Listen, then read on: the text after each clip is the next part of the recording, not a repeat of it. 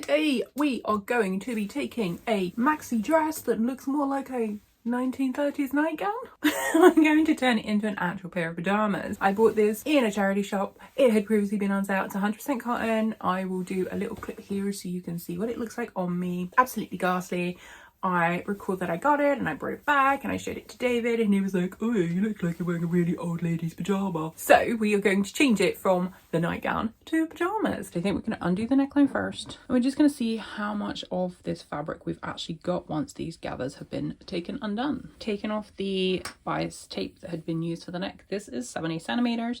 And now that I've removed it, this has been expanded out to 1 meter and 90. So that gives us a lot more fabric to play with now that we've taken that off. I'm now going to remove the sleeves so that I can get to the fabric. I might even cut up the side seams as well. So the front is cut on one piece. So the back is made in 3 panels. You've got the 2 side back panels and the main back panel. So I'm going to have to incorporate these seams. I'm thinking I might put them down the back of the center back. Or maybe they'd be better off actually going down the front legs because the front is a bit wider and of course the back leg is normally that bit wider. So I'm going to play around with the pattern placement and then I'll show you. So the trouser sections are done. I now need to trim off this binding and then open up the sleeves and see how much I've got. Next step is to cut up the sleeve underseam and I'm just going to keep my scissor blade very close to that edge.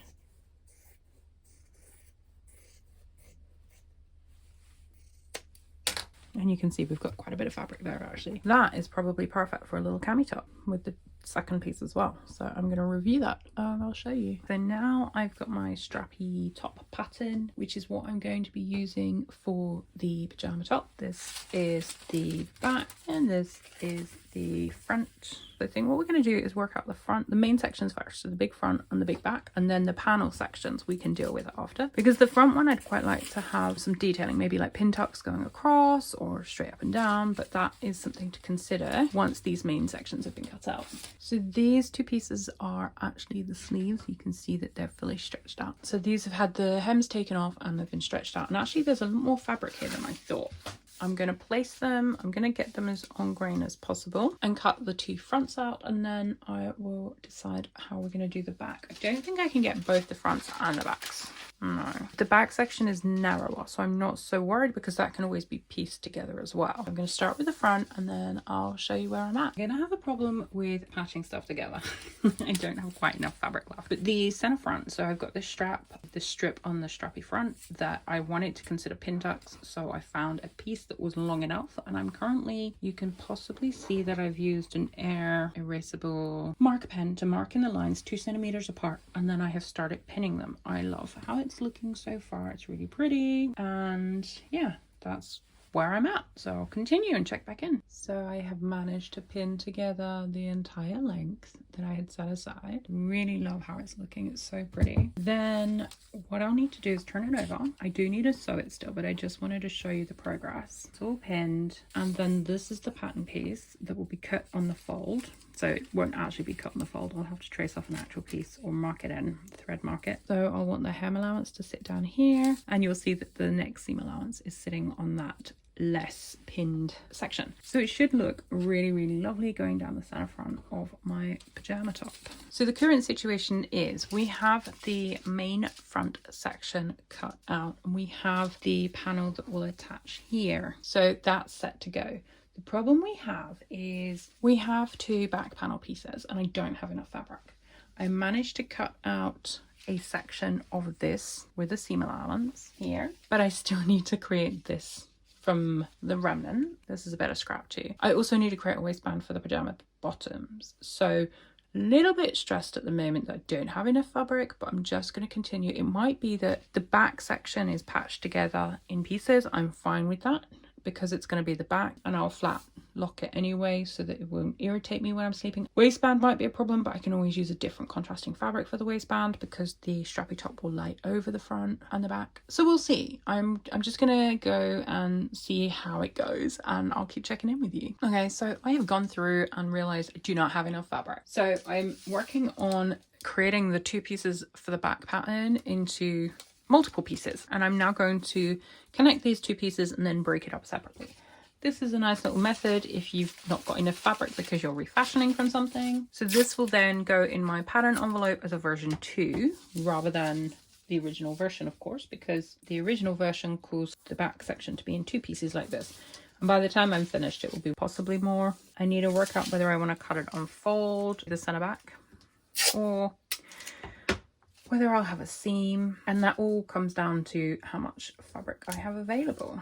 And the reason I'm sticking this together is because I'm going to need to mark in where I want the new lines to be and then trace those pieces off, and I want it to be accurate as possible. You can see here I have one line already, and I'm just going to mark that line in really dark so I know. I've obviously got my hem allowance in here, so I need to remember to add seam allowances on other lines, apart from the hem and the top section. So maybe I want it to be a little bit more curved across the back, like this. I really am just making this up as I go, making sure that each of these pieces is small enough. And then maybe this could be gathered, but as multiple pieces if need be. Maybe it could be pleated and then the pleats could be underneath. So if I measure the distance, 22.5 is 23. So how could I divide that up? I'm not even sure if it's going to look great. If I'm putting pleats in, I need to think about this because I'm now creating something that's going to require more fabric than I have. So maybe the sections need to be bigger, but with a smaller pleat. So maybe we're going to do 6. And then we'll do another 6. And then we'll do another 6. And then that would be on fold, potentially. Okay, so now I'm just going to trace off that upper section that I did want as one pattern piece, and then the rest can all be patched together.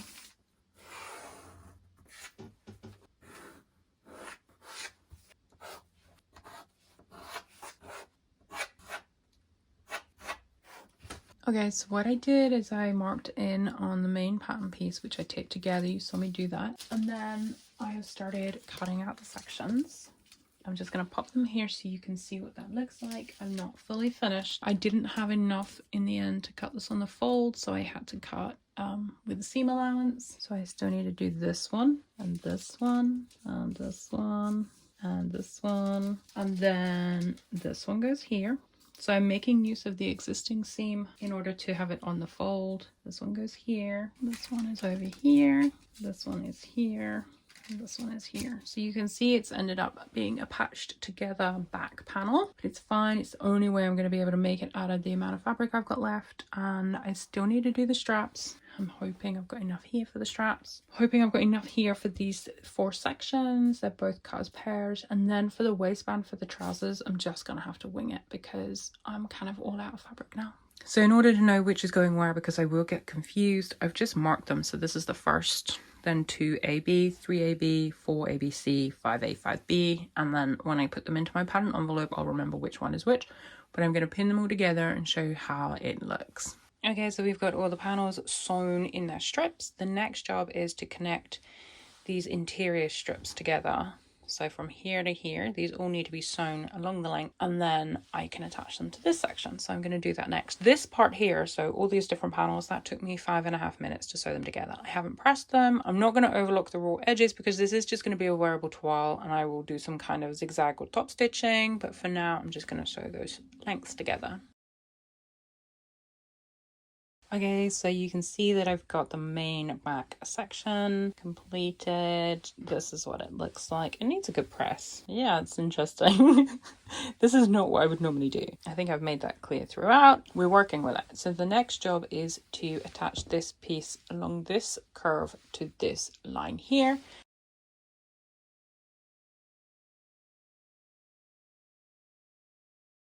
So this is the starting width of my fabric for the pin tucks. Pinned them in place. This isn't always necessary. You could just mark them and then use a pin tucking foot. I have pinned them because I wasn't sure how many I would need for the piece of fabric that I'm working on. You can see they look so pretty. Now I'm just going to sew the whole length. I'm going to line them up, the fold of the fabric with the inside hole where that needle would swing. I've got a stitch length of 3.5, so they're not too tight, and we're just gonna go. So you can see when they're sewn, they're not as bouncy. Okay, so we've got my piece of pin tucked fabric done. I had been placing it against this throughout so that I knew roughly when to stop. So I didn't need these last 4 tucks. I'm going to turn it over onto the reverse because it's just going to be easy to work with. I want to use this section for my hem allowance because it's nice and flat. And then I'm obviously not going to cut it because that will just unravel the tucks. So I want to line up the hem of the pattern. I just want it to sit a little bit below, and I want to pin that in place because I want to draw. So ideally I would just cut along here, but I don't want to risk it. So instead I'm going to take it's the Prim Trick marker that I had used before, and I'm just going to draw around it. I don't want to stretch it too tight, but I also don't want it to be too loose. So now I'm going to take my marker and I'm just going to mark along. I'm also going to, for reference, just mark in, because this is the center fold line, of course. And now I can reverse that. Okay, so I've got my front pattern pieces together, and I just want to line them up with that line that I drew in. So I'm going to start with the top, and I can just see it underneath. So I want to line it up so it would be the 1 centimeter crossover. And then I also want to line up the hem. And then it's just a case of making sure that the rest, which I can't see through. Oh, here we go. I can see the purple line here. So I think I'm going to have the tucks all facing down because they'll go through the sewing machine easier that way. Okay, so we do have a little bit more than I had expected, but it's fine. So it's run into the hem allowance. It's fine because as long as it's down here and not getting into the neckline. So that is what this is going to look like. Can you see it's so pretty? So this is what we've got. Now when these are sewn, I might leave it as tucks like this, or I might sew up and down to create a textured effect, but I will check in with you on that. Okay, we're gonna sew the pin tucked sections. As you can see, they're a little bit wonky, but they're not, because on the right side I've got the stitch line. So we're gonna sew the two together so that we know that they're permanently attached. So I'm starting here with a 1 centimeter seam allowance. Just gonna make my stitch length a little bit smaller. Okay. So I'm trying to keep this very faint line in line with my 1 centimeter marker. I'm just going to pull this off because it's getting a little bit. Okay, that was trickier than I anticipated, even though I had planned it all out. Let's have a look. Can you see that? It's so pretty. That's worked out really nicely. Okay, so I'm going to repeat the opposite side. Okay, I've sewn it. How pretty is that? It's so lovely. I do need to sew some stay stitching along the neckline now to make sure it doesn't fray and stretch out. I want to show you the back. The back is a mess. I haven't trimmed the back yet. I do need to do that. Before I do that, I really want to stitch the 2 side sections to that center panel. Just a simple stitch down here just to hold everything a little bit more securely and make sure. And then I'll trim away the raw edges on the other side, and then I'll decide if I want to stitch some contrasting lines so you get that kind of like wave effect with the tucks. I'm not sure yet. I think it would look really cool, but I'm not sure yet. I have stitched along the edges, so it's got some beautiful finishing. I've also stay stitched around the neckline and the arm sections just because they're all on the bias and I don't want them to stretch out. Now I need to trim away. So I have trimmed, you can't see that, the hem so that it lines up. Now I just need to trim the excess on the inside. So I thought I would do that on camera so you can see how I'm doing that. And I'm just going to pull back the actual fabric of the garment. I'm just going to take my rotary cutter and I'm going to trim close to the edge but not completely, probably like less than 1 centimeter, 1/2 inch. So that's a lot neater on the inside, as you can see, and then we'll repeat it for the opposite side. So the same thing, I'm just moving the fabric of the garment out the way. See, that's a lot neater already. The final thing I need to decide is whether or not I want to keep the center front as is with the tucks as they are, or whether I want to add some directional stitching to it. I'm not sure at this point. I'm really liking just how it is, but I'm also aware that it could look really cool if these ones were down and we had up, and then we head down, and then we head up. It would be really interesting. I have decided I'm going to go ahead and I'm going to do the directional pin tucks. Mostly so that I can show you guys how this works. So to start, I've got my needle down. I've back stitched one into my seam allowance. This is my stay stitching to prevent anything from going bleh. I haven't drawn a line down the middle because I don't want to risk drawing on the right side of the fabric, and I'm literally going to make sure that I have the outer edges here equal distance apart from my measuring gauge. Let's get going. I hope I don't mess this up. Okay, so that's stage 1 done. So stage 2 involves turning it upside down and sewing 2 more lengths. And I'm going to sew directly through the middle. Okay, so I want this line to be, so the third line, roughly. I really hope I'm not about to mess this up. Okay, here we go. Oh, it looks so pretty. Oh my gosh, it looks so pretty. Okay, let's do this. Ta-da! Oh my gosh, how pretty is that? Look at that! Oh, I love it. Let me zoom out. Is that not just the prettiest little night top you ever saw? Look at that. It feels really nice. It's very tactile. Look at that. Pretty, pretty, pretty, pretty. Oh my goodness. So I've started finishing the neckline, and I'm actually going to do it with a pin hem just to keep it really light. I don't have any matching bias tape to do a bias band neckline and armhole, so I'm just going to do it the way that I like for fine fabrics. It is a time-consuming process. I'm not going to show you the entire process of doing a pin hem in this video because I will create I do have an article on my website, a tutorial that will show you how to, but I'll also create a video using this project as an example, and I'll upload that as well so that you can see how that's done. But I'm going to continue and come back to you. So very quickly, this is what a finished pin hem looks like. I have it on the front of my pajama top. So I've decided to sew the side seams with a French seam, which is why you can see the right side facing. So I'm just sewing with a sort of 1/2 centimeter, and then I'll trim it, turn it through, and sew with another 1/2 centimeter. Obviously, you would normally press this first. I didn't bother. I've actually cut that a little bit closer than I would normally like, but it's fine. I'll now sew that second seam. And then you can see the right side of that seam is here. Nice clean finish. And then the French seam on the inside. So it just needs a good press, and then that's perfect. So it's pretty much finished. Obviously I need to give everything a press. I have just done a hem. I did a simple double fold hem. A little bit tricky at the front with the tucks, but I managed it. It all needs a good iron, as you can see. And then I just need the straps. And what I thought is, because I obviously need to use what's left for the waistband of the trouser section, you can see that where I've turned it a few times to do the pin hem, I'm not actually left with much space. And then I also found this, so I've worked out I need about, I think like 28 centimeters in total, plus 2 centimeters total seam allowance for straps. Now this was the hem, so we've got plenty here for 2 very little sweet straps. So what I was thinking I might do is trim it down like so. I'm wondering whether it's better to do it with scissors or my rotary cutter, because obviously there's like going to be the possibility of frayage, which we don't really want on the straps. If I just cut that away and we can review it. So we've got a very gentle, because it's basically just a double fold hem that we're repurposing. And then I would stitch them right sides together, attach it, remove all the paraphernalia of course, and then bar tack it in place so it's holding it on nicely. And just have those really delicate night straps. So I think that's what I'm going to attempt to do. I love the center front detail. I think it's really, really pretty. The straps could be a centimeter or 2 shorter. I think 2 centimeters shorter. The amount of ease, I need to come down so I can see you. The amount of ease I think could be less for a regular wear, like a summer top, but for a sleep top it's fine because I don't want stuff to be too tight. The length, let me lower you. The length is good.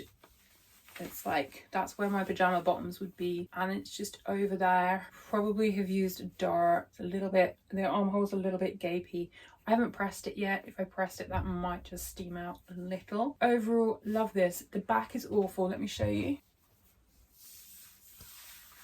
I quite like the top section at the back that curves around. I like that, but the brickwork part, hate. But I wanted to have gathers, like from that curve I wanted to have like gentle gathers. I just didn't have enough fabric, and so I had to patch the blocks together so that I would have enough. Let me show you again closer up so you can see.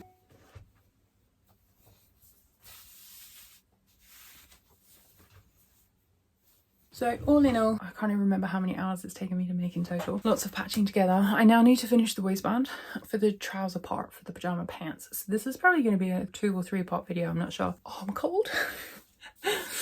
Funnily enough, I've made these now. Like we're going into winter. I do need to make these straps shorter. They're driving me potty already. So that's job 1. And yeah, hope you enjoyed that. I will see you in the next one. Thanks so much for watching. Don't forget to hit like if you found this in any way interesting. And I will see you in the next video. Take care. Bye.